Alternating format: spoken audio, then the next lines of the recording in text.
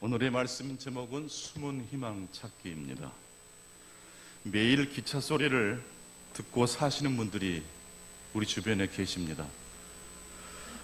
제가 사는 곳도 광주역에서 가깝기 때문에 기차 소리가 가끔씩 들려옵니다.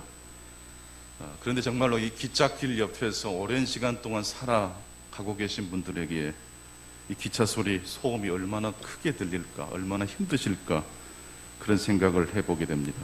그런데 말입니다, 정작 그곳에서 오랜 시간 살아오신 분들에게는 생각만큼 기차 소리가 크게 들리지 않는다고 합니다. 기차 소리가 익숙해진 나머지 처음 들었을 때 그 굉음 소리가 아니라 일상의 자연스러운 소리로 다가온다는 이야기입니다. 교회 오래 다니다 보면 오히려 늘 듣는 이야기지만 그래서 잘 들리지 않는 소리가 있을 수 있습니다. 대림절과 성탄절, 그리고 그리스도께서 다시 오셔서 이 만물을 회복하신다는 이 이야기는 우리들이 늘 듣는 이야기입니다. 그래서 우리가 잘 듣지 못하는 이야기가 될 수 있습니다. 마태복음, 누가복음에는 예수님의 탄생 이야기가 나옵니다. 마태복음에는 동방박사들이 황금과 유향과 모략을 가지고 와서 아기 예수님께 경배한 이야기가 나오고, 누가복음 2장 7절에는 아기 예수님이 출산에 임박한 마리아가 그만 어디서 덜컥 아기를 낳습니까? 말 구유에다가 아기 예수를 누인 장면이 바로 누가복음 2장에 나옵니다. 그렇습니다. 말 구유에 태어나신 아기 예수님의 이야기, 성탄절을 하면 가장 먼저 떠오르는 장면이기도 합니다. 당시 예수님 당시 그 가옥 구조는 서민들이 살아가는 가옥 구조를 보게 되면 마국간은 1층이었습니다. 가축들을 몇 마리 키울 때 따로 축사를 만들 여유가 없기 때문에 1층은 축사로, 2층은 살림집으로. 그런데 이 마가복음을 보게 되면 아예 예수님 탄생 이야기가 없습니다. 생략되어 있습니다. 곧바로 장성한 예수 그리스도를 장성한 세례 요한이 소개하는 장면으로 마가복음이 시작되고 있습니다. 곧장 본론으로 들어가고 있는 책이 마가복음서입니다. 뭔가 이유가 있겠죠. 그럴 만한 배경이 있을 것이라는 것을 짐작할 수 있습니다. 이 마가복음서는 서기 65년에서 70년경에 기록되었다고 합니다. 이 마가복음이 기록될 당시 이스라엘은 정치적으로 굉장히 혼돈스러운 상황을 겪어야 했습니다. AD 70년경에 로마 군대에 의해서 예루살렘 성전은 완벽하게 무너지고 맙니다. 그런 정치적으로 긴박한 순간에 기록된 책이 바로 마가복음서입니다. 그러니까 아기 예수님 탄생 이야기, 그런 이야기를 할 겨를이 복음의 핵심으로 곧장 들어가야 됩니다. 그래서 마가복음 1장 1절 말씀 보게 되면 하나님의 아들 예수 그리스도의 복음의 시작이라 기쁜 소식을 먼저 시작을 하고 있습니다. 혼돈의 상황에서 복음의 핵심으로 곧장 들어가는 마가복음서입니다.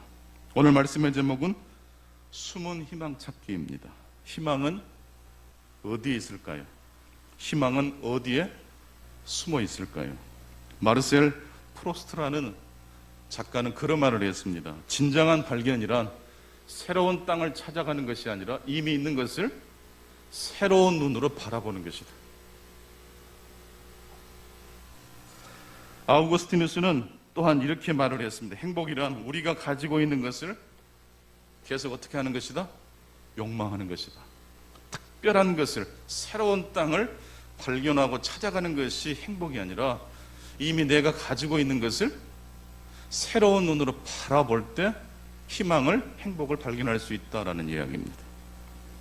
이미 가지고 있는 것을 새롭게 바라볼 수 있는 눈이 필요합니다. 행복이란 멀리 있지 않습니다. 행복은 오히려 너무 가까이 있어서 잘 보이지 않는 것일 수 있습니다. 어떻게 하면 우리들이 이미 가지고 있는 것들의 가치를 알 수 있을까요? 언젠가 제가 아주 오래전에 남성교회 집사님들과 무등산 세인봉을 등반한 적이 있었습니다. 남성교회 친목 모임이지만 경건회를 반드시 가져야 된다고 남성교회 회장님 말씀하셔서 저도 말씀을 준비해서 올라갔는데, 올라가 보니까 사람들도 많고 예배드리기가 너무 힘든 거예요. 그래도 성경책을 준비해서 말씀을 준비했습니다. 산 위에서 읽어야 될 말씀이 뭔가? 산상수훈이잖아요. 그 중에서 핵심이 뭐죠? 팔복 말씀. 심령이 가난한 자는 복이 있나니, 애통하는 자는 복이 있나니, 의에 굶주리고 목마른 자가 복이 있나니.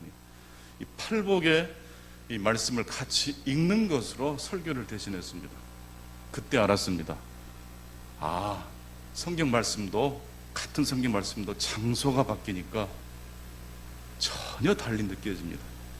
산 위에서 팔복 말씀을 읽으니까요, 그 말씀이 절절하게 다가오더라고요. 고난의 시기에 하나님 말씀 어떻게 들릴까요? 위기에 봉착했을 때 우리의 귀에 어떤 하나님의 음성이 들릴까요?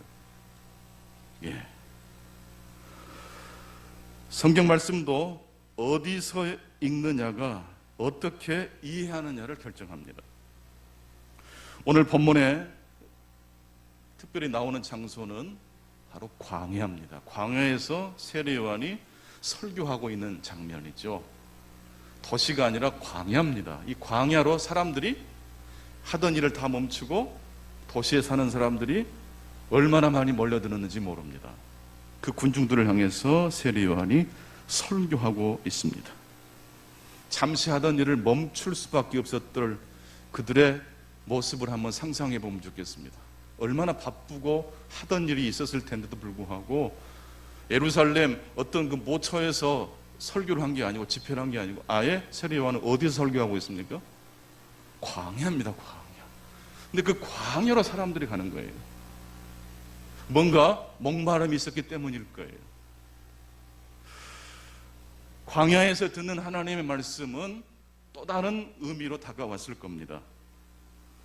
이미 마가라는 이 기자는 이 세례 요한의 그 모습을 이미 이사야 선지자가 바벨론 포로로 잡혀간 이스라엘 백성들에게 설교했던 그 장면과 연결시키고 있습니다.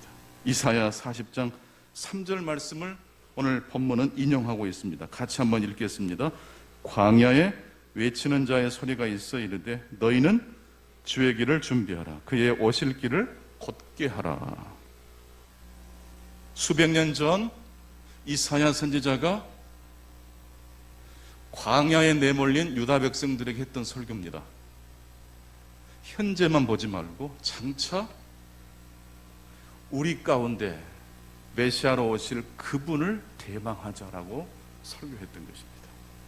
절망하면 사람이요 아무것도 안 보여요. 근데 이 메시아가 오셔서 회복시켜 주실 것이라는 이 이야기를 광야에서 이스라엘 백성들이 듣습니다. 포로로 끌려간 바벨론 땅에서 선지자를 통해서 하나님의 음성이 들립니다. 하나님은 살아계신다. 너희들과 하나님 사이에 이어진 끈은 끊어진 것이 아니다. 얼마나 감동이 되었겠습니까? 근데 그때 그 이사야 선지자의 이야기를 세례 요한이 광야에 설교한 장면과 유사하다고 마가 기자가 설명하고 있습니다. 이사야 선지자는 바벨론의 포로로 끌려간 이스라엘을 회복시키시는 하나님의 섭리를 이야기하면서 이사야 40장 1절 말씀에 낙심 가운데 있는 두려워 떨고 있는 이스라엘 백성들에게 이렇게 권면했습니다. 너희의 하나님이 이르시되 너희는 위로하라. 내 백성을 위로하라. 하나님의 위로를 선포했어요. 오늘 또 이 예배 가운데 하나님의 위로가 필요하신 분들이 계시다면 그 한 분 한 분 가운데 하나님의 위로가 함께 하시기를 축원합니다. 이사야 선지자와 세례 요한은 어떤 점에서 유사합니까? 1세기 유대인들의 처지는 다른 나라에 끌려가진 않았지만 이방 군대가 이스라엘에 지금 몰려 들어와 있습니다. 로마 군대입니다. 내 땅에서 살지만 주권을 잃어버렸습니다. 마음대로 자유롭게 행사할 수 없게 된 것입니다. 마치 포로로 끌려간 유다 백성과 비슷한 입장이 되었습니다. 이때가 바로 하나님의 위로가 필요한 때였습니다. 환난과 고난과 역경이 오면 이미 있는 하나님의 말씀이 잘 들리지 않습니다. 창세기 26장 18절을 보게 되면 어려운 위기를 극복한 이삭의 이야기가 나옵니다. 이삭이 기근을 피해 잠시 그랄 땅 블레셋 사람들이 사는 곳으로 이주를 하는데, 그곳에서 그 해에 기근이 든 그 해에 농사를 지었더니 소득을 100배나 거두었다고 했습니다. 이것을 보고 누가 질투했을까요? 블레셋 사람들이 질투를 합니다. 할 수 없이 그 땅에서 이루었던 그 성취 열매를 내려놓고 떠나야 했던 이삭, 얼마나 난감했을 것이겠습니까?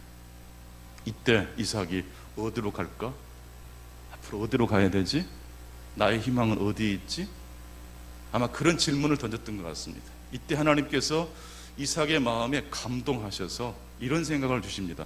아버지 아브라함이 파놓은 우물이 있지 않느냐. 그 당시에 양을 키우려면 가장 중요한 게 물이거든요. 아버지 아브라함이 파놓은 우물로 가자. 그 생각에서 쳐온 거예요. 그래서 그곳으로 한 걸음에 달려갔더니 이미 블레셋 사람들이 그 우물 입구를 다 쓰레기로 덮어놨어요. 돌멩이로 다 덮어놨어요. 여러분, 그 장면을 한번 그려보십시오. 거기에 가면 물이 있을 것이다 라고 생각하고 기대하고 갔는데 입구가 다 돌멩이로 막아져 있어요. 이때 이삭이 취했던 행동은 무엇입니까? 입구의 쓰레기를, 장애물들을 치우는 일입니다. 입구를 덮고 있는 모든 장애물들을, 돌 무더기들을 치우고 다시 우물을 팠더니 물이 콸콸콸 솟아났습니다. 로이드 존스 목사님은 바로 이 이야기를 가지고 부흥이라는 책을 쓰셨습니다. 부흥이란, 소생이란 무엇이냐? 새로운 우물을 파는 게 부흥, 소생이 아니라는 거죠. 이미 내가 알고 있는 하나님의 말씀으로 돌아가라라는 거예요. 기찻길 옆 오막살이에 살다 보면요, 기차 소리를 매일 수십 번 들어도 기차 소리가 잘 안 들려요. 교회 수십 년 다니다 보면요, 하나님의 복음이 잘 안 들려요. 그런데 어느 순간 위기와 고난과 환난으로 우리들이 광야로 내몰아질 때가 있어요.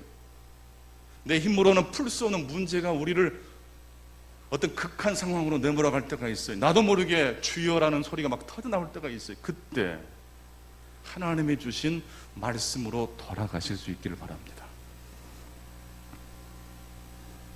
이미 아브라함이 파놓은 우물, 입구는 막아져 있지만 사실 그 우물 속에는 물이 있습니까? 없습니까? 있어요. 종교 개혁자들은 바로 그와 같은 일을 한 거예요. 입구를 치우는 일을 한 겁니다. 여러분, 우물 입구를 치우는 일은 하나님이 해 주십니까? 우리가 해야 됩니까? 그건 우리가 해야 됩니다. 메시아를 대망하고 기다려라. 세례 요한이 자신에게 몰려온 수많은 사람들에게 메시아가 올 것이다, 내 뒤에 오시는 분이 올 것이다, 나는 물로 세례를 주지만 성령으로 세례를 주실 분이 오신다, 메시아를 대망하라. 우리나라가 위태롭게 됐지만 이 위기를, 이 환난을 통해서 오히려 우리들이 희망을 찾아야 된다. 그러면서 세례 요한은 한 가지를 더 주문합니다. 그 메시아를 대망하면서 무엇을 하자? 회개하자. 이 회개라는 것이 무엇입니까? 우물 입구를 막고 있었던 쓰레기를 치우는 게 회개입니다. 죄란 무엇입니까? 죄란 하나님과 분리되는 게 죄입니다. 하나님이 주시는 생명과 분리되는 것이 죄입니다. 우리는 살다 보면 여러 가지 허물을 갖게 되지 않습니까? 나의 허물 때문에 누군가가 아파요. 나의 허물 때문에 관계가 어그러질 수 있어요. 근데 우리가 서로에게 주고받는 이 상처는요, 사실 그렇게 심각한 건 아니에요. 죄에 비하면 심각한 게 아니에요. 죄란 무엇입니까? 하나님과의 관계가 단절되는 거예요. 우리의 허물 때문에 이웃과의 관계가 단절될 수 있습니다. 근데 죄는요, 누구와의 관계가 단절되는 겁니까? 하나님과의 관계가 단절되는 거예요. 죄는 인간의 존재의 근거를 망가뜨려 버려요. 그래서 죄인이란 하나님 없이 존재하려고 하는 사람들이 바로 죄인입니다. 뭐 인격적으로 문제가 있고 뭐 범죄를 저지르고 이것도 죄지만, 그러나 근원적인 죄란 무엇입니까? 하나님과 분리된 상태. 우물의 입구가 막아져 가지고 하나님이 주시는 그 생수를 공급받지 못하는 것이 바로 죄입니다. 하나님 바깥에 존재하려고 하는 사람이 바로 죄인입니다. 성경은 그와 같은 사람들을 가리켜서 어둠의 나라, 멸망의 나라에 들어간 자라고 말을 하고 있습니다. 반대로 하나님을 찾는 사람은 반드시 살기를 원합니다. 살아계신 하나님을 믿고 찾고 두드리는 자는 충만한 생명으로 깨어납니다. 하나님의 영이 부어진 자에게 하나님은 모든 감각을 열어주십니다. 여러분, 숨겨진 희망을 찾고 싶으십니까? 먼저 하나님과의 관계를 회복하실 수 있기를 축원합니다. 이웃과의 관계를 회복하기 전에 먼저 하나님과의 관계가 회복되는 게 먼저입니다. 우리의 존재의 근원이 내 열심과 내 의지가 아니라 하나님이 되실 수 있기를 바랍니다. 마틴 루터는 어떻게 하면 우리가 그와 같은 삶을 살 수 있을 것인가? 하나님 안에서 충만한 삶을 살 수 있을 것인가? 어떻게 하면 우리의 모든 영혼이 성령으로 충만할 수 있을 것인가? 거기에 대해서 마틴 루터는 이렇게 이야기합니다. 오직 그리스도 안에서만 너를 보고 너 자신 안에서는 너를 보지 말라. 한번 따라서 하십시다. 오직 그리스도 안에서만 너를 보고 너 자신 안에서 너를 보지 말라. 우리가 오직 그리스도 안에서만 우리 자신을 보게 되면 우리는 그리스도 안에서 영원한 하나님의 생명을 발견할 수 있을 겁니다. 우리는 가끔 가다가 내 자신을 하나님의 시선에서 그리스도 안에서 나를 보지 못하고 이 세상의 기준으로 나를 볼 때가 있어요. 여러분, 그럴 때 질투에 빠지고 경쟁에 내몰리게 되고 자존감이 바닥에 드러납니다. 어떠한 경우에도 오직 그리스도 안에서 우리 자신을 바라보실 수 있기를 바랍니다. 세례 요한은 자신을 그리스도 안에서 바라본 사람입니다. 그래서 그는 내가 메시아다, 내가 길이다라고 말하지 않고 내 뒤에 오시는 분이 계시다, 그분을 너희들은 대망해야 된다라고 설교할 수 있었던 겁니다. 나는 물로 세례를 주지만 내 뒤에 오시는 분은 성령으로 세례를 주실 것이다. 사실 세례 요한은요, 괴짜 같은 사람이에요. 그는 자신이 길이라고 말하지 않고 메시아의 길을 예비합니다. 다른 사람의 길을 예비하는 사람이 바로 세례 요한인데요. 얼마 전 제가 뭐 방송을 보니까 이 김광현이라는 지금 메이저리그 세인트 루이스에 지금 가 있죠. 이 선수가 우리나라 프로야구에서 열심히 잘하다가 이제 세인트 루이스라는 구단에 들어가서 첫 승을 거두고 인터뷰를 하는데 얼마나 긴장됐겠습니까? 우리나라 보통 선수들은요, 겸손해서 승리를 거둔 다음에 소감을 이야기할 때 내가 오늘 잘나서 잘했습니다라고 말하지 않습니다. 오늘 포수 리드가 너무 좋았다고, 다른 야수들이 잘 도와줘서 내가 승리할 수 있었다고, 그렇게 겸손하게 인터뷰를 했더니 나중에 피드백이 오더래요. 그렇게 인터뷰하면 안 된다고. 네의 가치를 네가 스스로 증명한 자리에서 겸손한 모드로 가면 안 된다고. 오늘 직구가 잘 들어갔다고, 오늘 내 볼이 움직임이 좋았다고, 자신 있게 네 자신을 피하래라고. 여러분, 이게 세상의 문화입니다. 그런데 지금 세례 요한은요, 나는 그리스도가 아닙니다. 내 뒤에 오시는 분을 나는 예비하기 위해서 이 자리에 있는 사람입니다.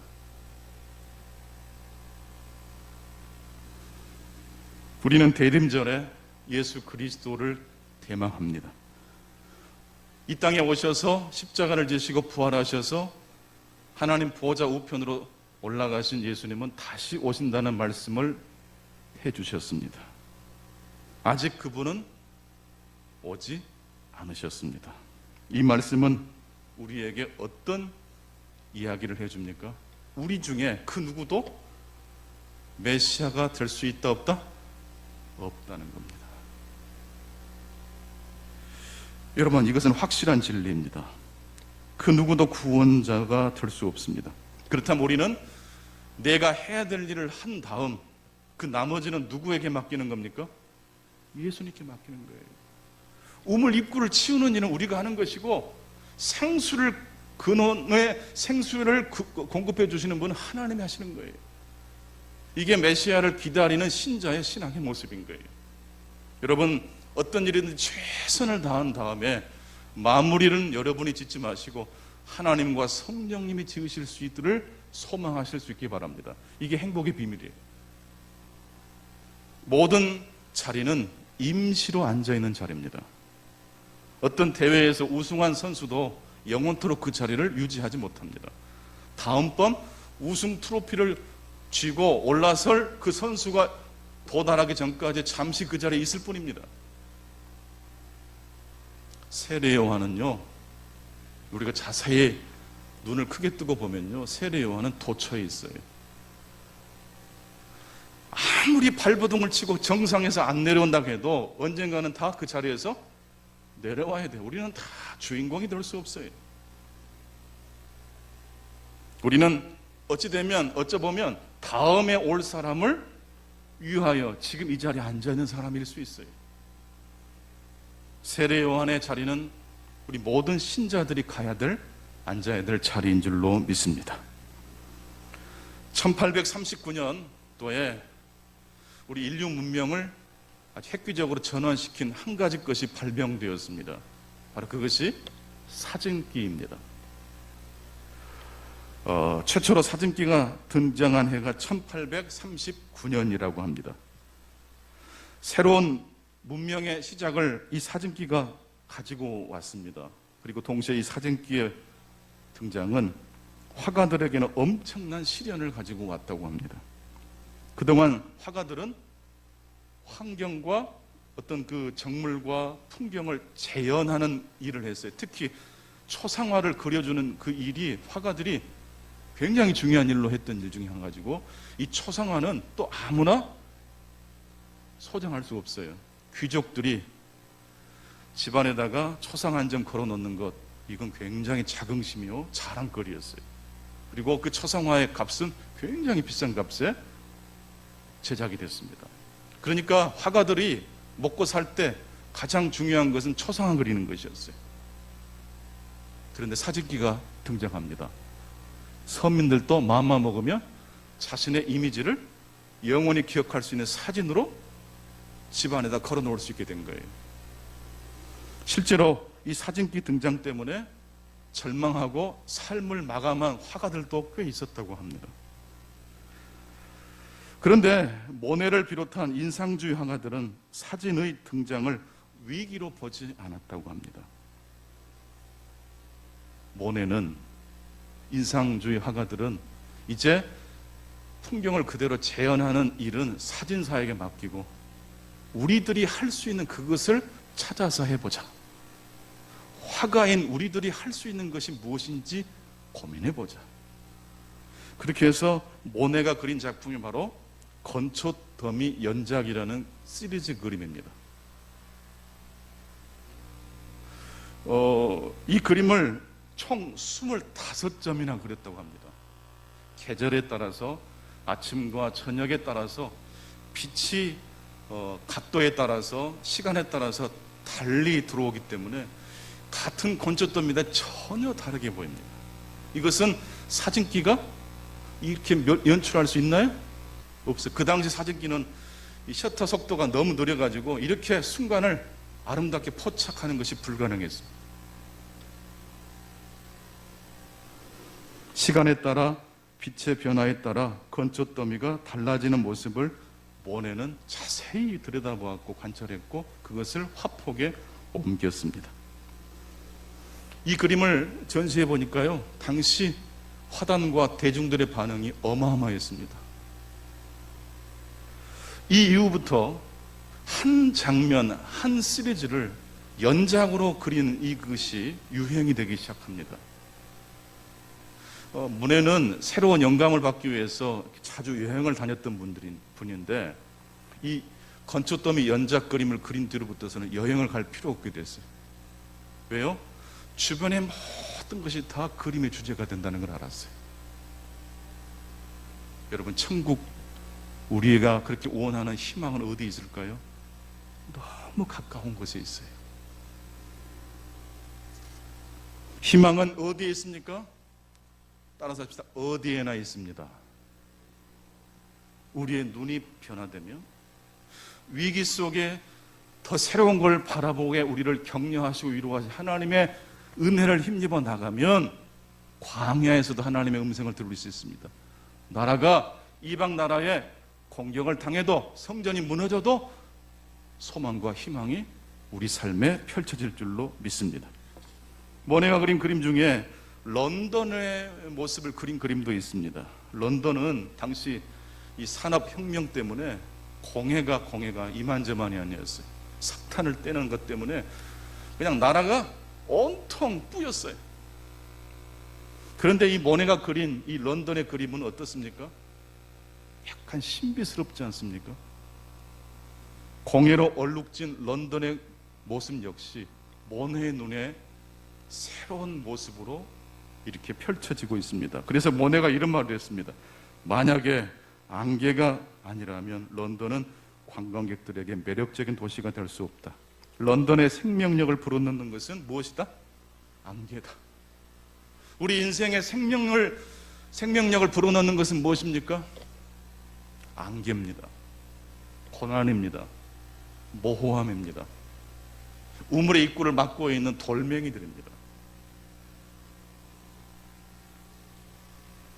무엇을 그려내는 것보다 더 중요한 것은 어떻게 그것을 보느냐입니다. 죄란 하나님과의 단절이 바로 죄입니다. 내 스스로의 능력만 가지고 이 세상을 바라보는 게 뭡니까? 그게 죄입니다. 아무리 탁월해도 자신의 능력과 자신의 입장에서만 보는 건 죄입니다.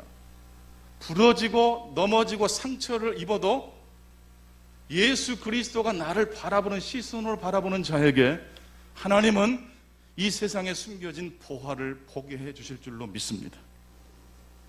성도 여러분, 행복이란 새로운 땅을 찾아가는 것이 아닙니다. 이미 있는 것을 새로운 눈으로 보는 것이고, 행복이란 우리가 이미 가지고 있는 것을 계속 욕망하는 겁니다. 다른 사람이 파놓은 우물의 입구를 막는 게 이게 행복한 삶이 아니에요. 질투하고 경쟁하는데 죄는 더 사려고 있습니다. 하나님의 은혜, 하나님 나라의 희망은 어디에 있습니까? 이미 내게 주신 행복을, 이미 내게 주신 은사를 계속해서 욕망하는 것이 행복의 비밀입니다. 오직 그리스도 안에서 여러분 자신을 바라보시기 바랍니다. 우리 힘으로 내 자신을 바라보면 무엇이 보일까요? 낙심으로 떨어지든지 교만으로 미끄러질 겁니다. 어떠한 경우에도 그리스도 안에서 우리 자신을, 그리고 나와 관계된 자들을 바라보셔서 언제 어디서나 하나님의 희망을 발견하시는 저와 여러분 되시기를 간절히 축원합니다. 기도하겠습니다.